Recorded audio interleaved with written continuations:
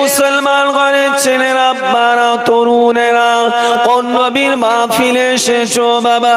একটু চিন্তা করে দেখুন, কান খাড়া করে শুনে রেখে দেন।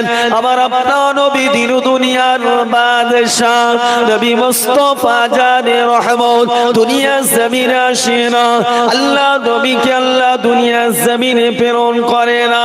তার কিছুদিন পূর্বে আল্লাহ পাক আমার নবী, আমার দোস্ত, আমার হাবিবকে, আমাদের প্যারা নবীর বর্ণনা যুগে যুগে নবী আলাইহিমুস সালামদের দ্বারা তাম দুনিয়া জমিনে আল্লাহ প্রচার করিয়েছিলেন। এ মুসলমান ঘরের ছেলেরা, আমার নবী পাকের প্রেমিকেরা, মন দিয়ে শোনেন। আল্লাহ পাক যুগে যুগে নবী রাসূল পয়গম্বর পাঠিয়েছিলেন। আল্লাহ পাক নবীদের উপরে আসমানি কিতাব পাঠিয়েছিলেন, তাওরাত কিতাব পাঠিয়েছিলেন, জব্বুর কিতাব কানা পাঠিয়েছিলেন, ইনজিল কিতাব কানা পাঠিয়েছিলেন। শেষে বেলা আমার আপনার নবীর উপরে আল্লাহ পাক আমার আপনার বাড়িতে যে মহাবাণী পাক কালামুল্লাহ শরীফটা দেখতে পাই, ওই মহান কালামটা আমার আল্লাহ পাক আমার নবীর উপরে নাজিল করেছিলেন। জোরে হয় না সুবহানাল্লাহ। তো সমস্ত নবীদের উপরে আল্লাহ বহু আসমানি কিতাব দিয়েছিল। তার মধ্যে থেকে 4টে আসমানি কিতাব সব থেকে বড়। 1 নাম্বার হলো কোরআনুল মাজিদ, 2 নাম্বার হলো তাওরাত, 3 নাম্বার হলো জব্বুর, 4র্থ নাম্বার হলো ইনজিল শরীফ। জোরে বলুন না সুবহানাল্লাহ।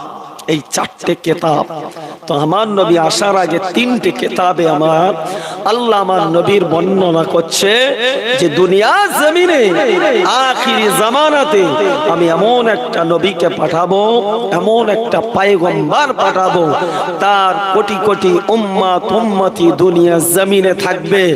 এমন কি ময়দানে মাহশরের দিনে, ময়দানে মাহশরের দিনে খেয়াল করেন, কঠিন কিয়ামতের দিনে 120টা লাইন হবে। কটা বললাম বাপ? মনে রাখেন, জোরে বলেন।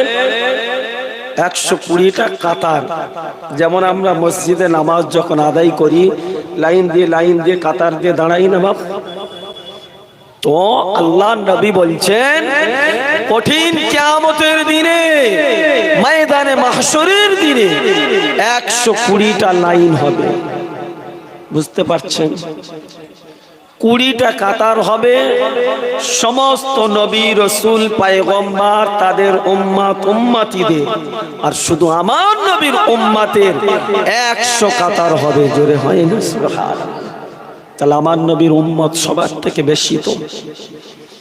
তো আমার আল্লাহ বলছেন উম্মতে মুহাম্মাদীদের নসিব, কপালটা আমি আল্লাহ এত ভালো করেছি, তারা এক রাতে যা ইবাদত করবে, অন্য অন্য নবীর উম্মতেরা 500 বছর, 1000 বছর, 1500 বছর, 200 বছরের ইবাদতের সমতুল্য আমার আখিরি নবীর পয়গম্বরের একটা গুনাহগার উম্মতের এক রাতের ইবাদত ওই 200 বছরের ইবাদতের ঊর্ধ্বে হবে। জোরে বলেন। সেই উম্মত হলাম আমরা। তাহলে নসিব এত ভালো, কিন্তু কাজগুলো শুধু কালো। ঠিক না বেঠিক? জোরে বলেন। উম্মতে মুহাম্মাদি খালি বলে হবে? নবী রেখে যাওয়া 63 বছর জিন্দেগি হায়াতটা যদি আমি আপনি না নিতে পারি, তাহলে কপাল ফাটা মুসলমান। আজকের চিন্তা করে দেখুন, দুনিয়ার জমিনে রাসূল বললেন যেখানে কোরআন এবং হাদিসের আলাপ আলোচনা হয়, ওই জায়গাটা হলো আল্লাহ পাকের দয়ার জান্নাতের বাগান। জোরে বলেন। তাহলে এই জান্নাতের বাগানে যারা বসবে, তাহলে আশা করা যায়, আমরা যারা এসেছি আশা করা যায় আল্লাহ পাকের দয়ার জান্নাতে একদিন যাবই যাব। ঠিক না বেঠি? কিন্তু যারা দোকানে মাকানে বাড়িতে রাস্তাঘাটে পথে ঘোরাফেরা করছে, ওরা কি আশা করতে পারে আল্লাহ পাকের দয়ার জান্নাতে আমি যাব? যদি বলেন যে যার কাজে ব্যস্ত আছে, কাজ সারা জীবন থাকবে বা দুনিয়ায় যতক্ষণ আপনি থাকবেন দুনিয়াদারি করতে হবে, কিন্তু নবী বললেন দুনিয়াদারির ভিতর থেকে আখিরাতের সামান, আখিরাতের পুঁজি তৈরি করে নিতে হবে। জোরে বলুন সুবহান। আপনি সংসার করছেন, ওটাও আপনার জন্য ইবাদত হবে। আপনি ব্যবসা করছেন, ওটা আপনার জন্য ইবাদত হবে। আপনি গাড়ি চালাচ্ছেন, ওটাও আপনার জন্য ইবাদত হবে। কিন্তু কৌশল অবলম্বন করতে হবে। কেমন করে? আপনি গাড়ির ড্রাইভিং করছেন, যদি গাড়ি চালাতে চালাতে আল্লাহকে স্মরণ করে যদি জবানে পড়তে থাকেন সুবহানাল্লাহ, আলহামদুলিল্লাহ, আল্লাহু আকবার, সুবহানাল্লাহি ওয়া বিহামদিহি, সুবহানাল্লাহিল আযীম, এই সমস্ত যদি তেলাওয়াত করতে পারেন আপনার গাড়িও চালানো হবে, আপনার নামে আমলে আল্লাহ নেকিও দিতে থাকবে। জোরে বলে। আপনি বাজার করছেন, বাজারে ঘুরছেন, বাজার ব্যাগ ভর্তি করা হবে, দোকান ঘোরা হবে, কিন্তু অন্তরে আল্লাহ নামের জপ জিকিরও থাকবে। জোরে বলুন সুবহান। এটার নাম হলো ইবাদত। এ মুসলমান ঘরের ছেলেরা, বারা, তরুণেরা, এ আমার নবী পাকের প্রেমিকেরা, মন দিয়ে শুনে রেখে দেন। অন্য নবীর আলোচনা করছি বাবা, অন্য কোন নবীর আলোচনা করি না। যে নবী সম্পর্কে আল্লাহ পাক আমার নামে আল্লাহ পাক নিজে ঘোষণা করলেন, এ আমার নবীরা, এ আমার দোস্তরা, শোনো শোনো, তোমরা কিসে রাজি? সমস্ত নবী রাসূল পয়গম্বররা বলেছিলেন আপনি রব, আপনি আল্লাহ, আপনি প্রভু, আপনি যাতে রাজি আমরা নবীরাও তাতে রাজি। এ জওয়ানেরা, যুবকেরা শুনে রেখে দেন, আমার নবীর বেলা আল্লাহ পাক ঘোষণা দিল, আল্লাহ পাক জারি করে দিল, আমার বন্ধু, আমার হাবিব, আমার প্যারা নবী যাতে রাজি আমি আল্লাহ পাক স্বয়ং তাতে রাজি। আরো জোরে বলে। এ মুসলমান ছেলেরা, নবী আমার দুনিয়ার জমিনে আসে না, তাওরাত কিতাবের মধ্যে আল্লাহ ঘোষণা করে দিল, জাবুর কিতাবের মধ্যে আল্লাহ ঘোষণা করে দিল আখিরি জামানাতে আমি আল্লাহ পাক আমার বন্ধু নবী, আমার প্যারা নবীকে পাঠাবো। এই যুবকেরা শুনে রেখে দাও, সেই জামানাতে একজনা মহিলা ছিল, ওই মহিলাটার নাম ছিল হযরত মা মারিয়াম। আম্মা জান তাওরাত কিতাবটা পড়তে লাগলো, জাবুর কিতাবটা পড়তে লাগলো, ইনজিল কিতাবটা পড়তে লাগলো। এমন করে দেখা গেল আমার রাসূলুল্লাহর বর্ণনা সমস্ত কিতাবের উপরে আমার রাসূলুল্লাহর বর্ণনা হতে লেগেছে। নূরে মুহাম্মদ সাল্লাল্লাহু আলাইহি ওয়াসাল্লামের আশার পয়গমটা আসতে লেগেছে।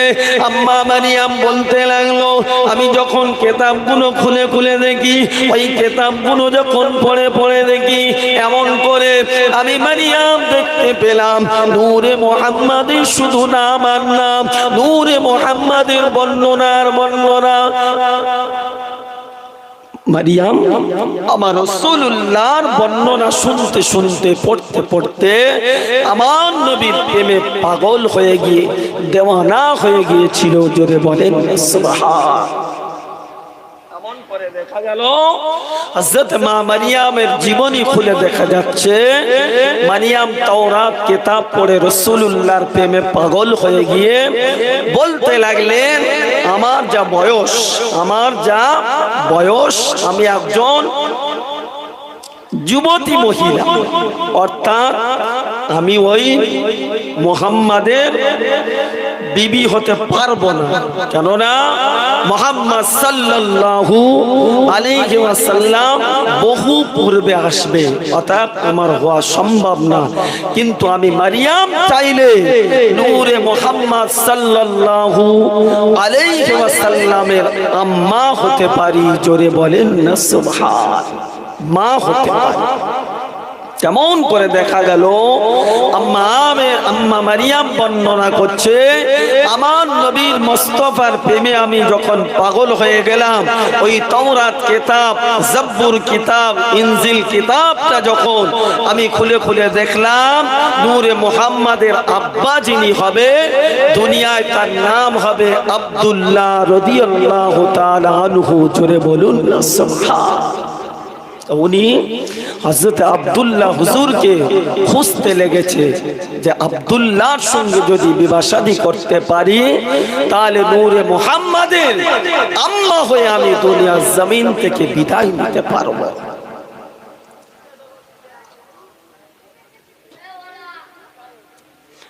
এ জওয়ানেরা, যুবকেরা, আমার নবীর প্রেমিকেরা, মন দিয়ে শোনে। আম্মা মারিয়াম বলতে লাগলো, আমি মারিয়াম এমন করে হযরত আব্দুল্লাহকে খুঁজতে লাগলাম। ওই আব্দুল্লাহকে কোথায় পাওয়া যায় যে আব্দুল্লাহ আমার নবীর আব্বা হবে, যে আব্দুল্লাহর পেশানিতে নূরে মুহাম্মদ সাল্লাল্লাহু আলাইহি ওয়াসাল্লাম চমকাবে। এমন করে রাত যায়, দিন আসে, দিন যায়, আমি মারিয়াম খুঁজতে লাগলাম। এমন সময় তো এই দিনটা মারিয়াম আমার কাছে এসে গেল।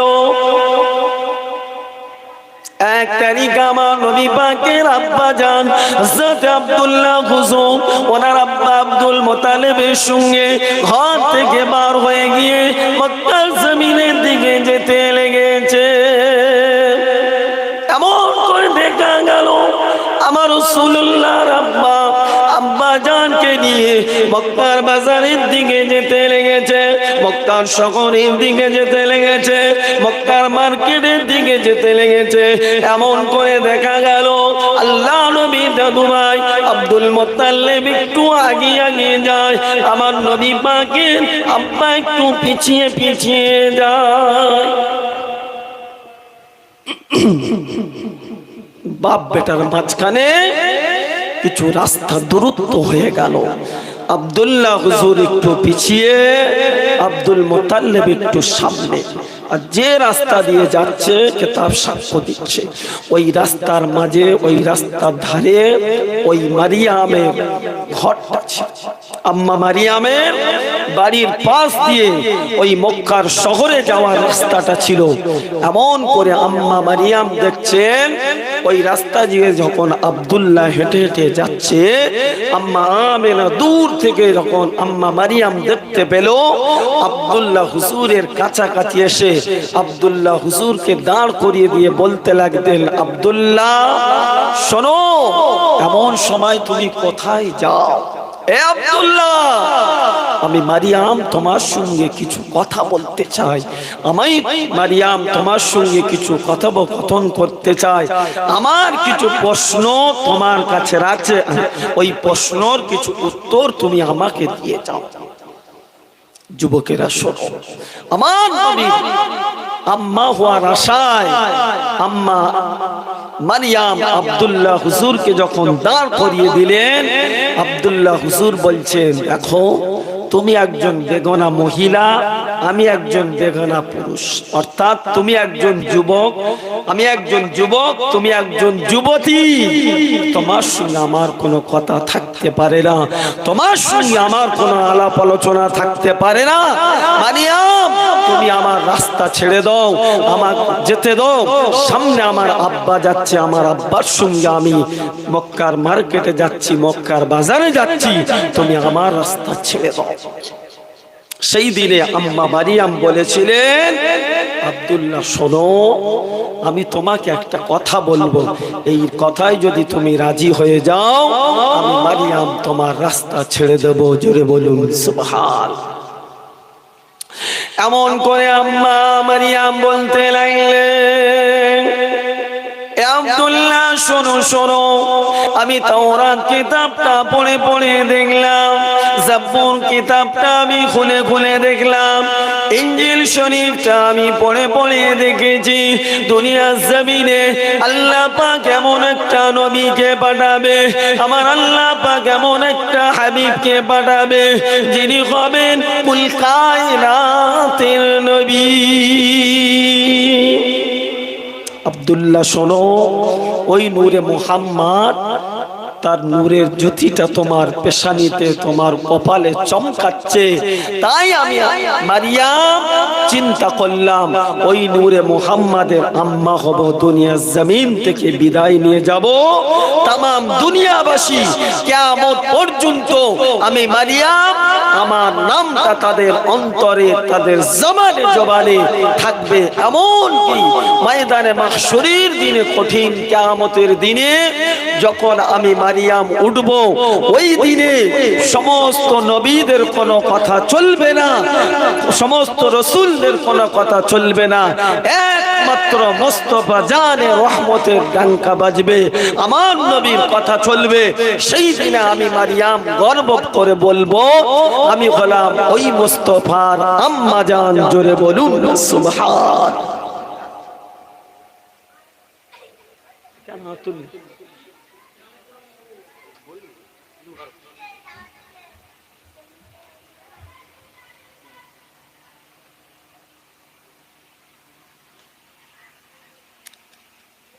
ফোন করে ডেকে ডেকে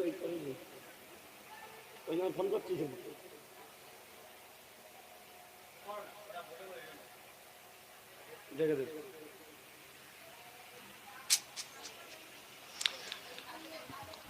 দরুদ শরীফ আল্লাহুম্মা সাল্লি আলা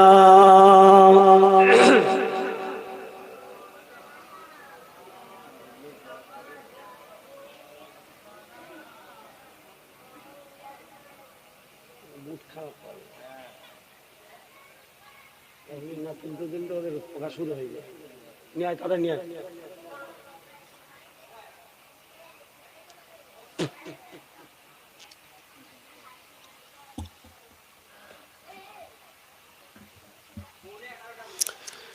নবীজির এমন সুরাত জামাল নাই, তার রূপের মিসাল। নবীজির এমন সুরাত জামাল নাই, তার রূপের মিসাল। চাঁদ দেখিয়া নেক ঢাকিয়া, জ্যোতি মেঘের আড়াল। নবীজির এমন সুরাত জামাল নাই, তার রূপের মিসাল। তার আগমনে হুর গানে সাজায় সুখেরি জান্নাত। তার দেখার লাগি আশিক যারা, গাই তার নামের নাত। ছাড়িয়া জান্নাত আসিয়া জগতে দিও গো নবী দিদার। নবীজির এমন সুরাত জামাল নাই, তার রূপের মিসাল। চাঁদ দেখিয়া নেক ঢাকিয়া, জ্যোতি মেঘের আড়াল। নবীজির এমন সুরাত জামাল। আল্লাহুম্মা সাল্লি আলা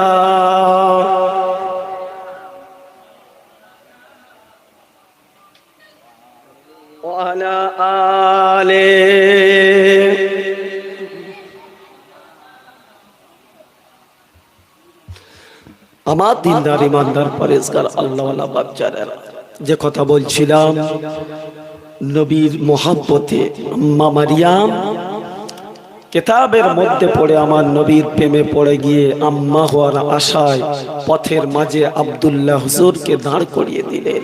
আব্দুল্লাহ দাঁড়াও, আব্দুল্লাহ শোনো, এই মক্কার জমিনে আমি মারিয়াম, যদি 10টা ধনী ব্যক্তি থাকে, ওই 10টা ধনী ব্যক্তির মধ্যে 1 নম্বরে আমার আব্বা সব থেকে ধনী ব্যক্তি, পয়সাওয়ালা লোক, জোরে বলুন। তো সেই ধনী ব্যক্তির একমাত্র কন্যা আমি মারিয়াম। শোনো আব্দুল্লাহ, আজকের আমি তোমাকে প্রকাশ্যে জানিয়ে দিতে চাই, তুমি যদি আমাকে তোমার বিবি হিসাবে নিতে চাও, তুমি আমার সঙ্গে যদি বিবাহ শাদী করতে চাও, আমি মারিয়াম কথা দিলাম, আমার বাপে সমস্ত ধন সম্পদ, টাকা পয়সা, অর্থ যা কিছু আছে, আমি মারিয়াম সব কিছু তোমার কদমে ঢেলে দিতে চাই। জোরে বলেন সুবহান। শর্ত একটা, আমাকে বিয়ে করতে হবে। থেকে মারিয়ামের কথাটা শুনে ছুটে ছুটে দৌড়াতে দৌড়াতে সোজা ওনার আব্বার সম্মুখে গিয়ে হাজির হয়ে গেল। আব্বা যান চলেন চলেন, আমি আর মক্কার জমিনে থাকবো না, আমি আব্দুল্লাহর মক্কার জমিনে একা একা ঘুরে ঘুরে বেড়াবো না। এমন করে ওই সেই জামানাতে আমার নবী পাকের দাদু ভাই বলেছিলেন, ও বেটা আব্দুল্লাহ, কি হলো বাবা, কি হলো? কিছুক্ষণ পূর্বে তুমি আমার সঙ্গে মক্কার শহরে যাবে বলে, মক্কার বাজারে যাবে বলে আমার সঙ্গে ঘর থেকে বার হয়েছিলে। ও বেটা আব্দুল্লাহ, কি হলো? পথের মাঝখানে তুমি চলে যেতে চাচ্ছ, তুমি বাড়ি ফিরে যেতে চাচ্ছ, তোমার শরীরটা কেমন যেন অন্যরকম দেখতে লাগছে। এমন করে আমার নবীর আব্বা বলতে লাগলো, আব্বা যান শোনেন শোনেন, আমার মনে হয় এই মক্কার জমিনটা খারাপের দিকে যেতে লেগেছে। তামাম মক্কার জমিনের মহিলাগুলো খারাপ হয়ে গিয়েছে। এই মক্কার জমিনের মহিলাগুলো, মক্কার জমিনের যুবতীগুলো খারাপ হয়ে গিয়েছে। কেননা প্রকাশ্যে আমি আব্দুল্লাহ, আমাকে বিবাহ সাজিয়ে দিতে চাই, আমি আব্দুল্লাহকে বিয়ে করতে চাই, আমি আব্দুল্লাহর মক্কার জমিনে একা একা ঘুরবো না। আচ্ছা বলেন, আমার আপনার পাড়াতে মহল্লাতে এই রকম যদি ধনী ব্যক্তির একটা কন্যা হয়, একটা মহিলা হয়, একটা যুবতী মেয়ে যদি হয়, তার বাপের কোটি কোটি টাকা সম্পদ আছে, যদি ওই মহিলাটা আমার আপনার বাড়ির ছেলেকে যদি প্রস্তাব দেয় যে আমাকে বিয়ে শাদী করো, আমার আব্বা ধন সম্পদ, টাকা পয়সা, অর্থ যা কিছু আছে সব কিছু তোমার কদমে আমি দান করে দেব, বলেন আমার আপনার বাড়িতে, আমার আপনার মহল্লার ছেলেটা, ওই যুবকটা এক পা পিছু হবে বলে মনে হয়? ও বাবা মা দেখবে, ও গার্জেন দেখবে, ও সোজা ওই মহিলাটাকে নিয়ে সোজা বাড়ি এসে হাজির হয়ে যাবে। তাকবীর, নারে তাকবীর, নারে তাকবীর, নারে তাকবীর। দাদা পীরের হক সিলসিলা, দাদা পীরের হক সিলসিলা, নারে তাকবীর, নারে তাকবীর। বিশ্ব নবী দিবস, বিশ্ব নবী দিবস, নারে তাকবীর। দূরান্তে যারা আছেন সকলে পাক মাহফিলের মধ্যে এসে যান, সকলে জান্নাতের বাগানে এসে হাজির হয়ে যান। ইতি করলাম, ওয়া আলাইনা ইল্লাল বালাগ। আসসালামু আলাইকুম ওয়া রাহমাতুল্লাহি ওয়া বারাকাতুহু।